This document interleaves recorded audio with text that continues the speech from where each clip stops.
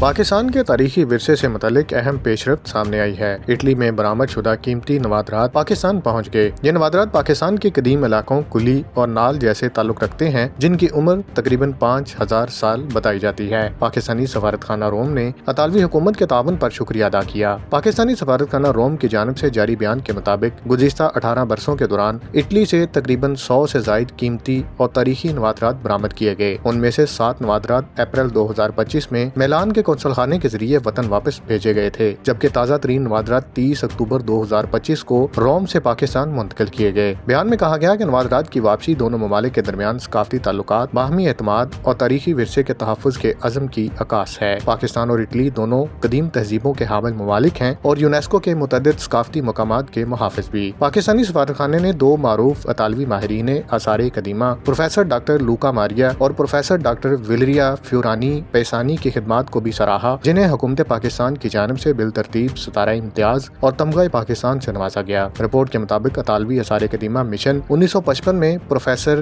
جوزیپے توچی نے خیبر پختونخوا کے علاقے سوات میں قائم کیا تھا، جس نے اب تک 1500 سے زائد تحقیقی اشاعتوں کے ذریعے تاریخی ورثے کے فروغ میں اہم کردار ادا کیا ہے۔ پاکستان کا شمار دنیا کے ان قدیم تہذیبوں میں ہوتا ہے جنہیں تہذیبوں کا گہوارہ کہا جاتا ہے۔ مہر گڑھ، وادی سندھ اور گندھارا جیسی قدیم تہذیبیں آج بھی پاکستان کی تاریخی شناخت کا فخر ہیں۔ پاکستانی سفارتخانے نے اپنے بیان میں کہا کہ وہ اٹلی کے ساتھ ثقافتی تعلقات اور باہمی اعتماد کو مزید مضبوط بنانے کے لیے پرعزم ہیں۔ یہ پیش رفت پاکستان کے تاریخی ورثے کے تحفظ اور بین الاقوامی تعاون کی ایک شاندار مثال ہے۔ راجہ ذوالفقار علی، 39 نیوز HD، روم، اٹلی۔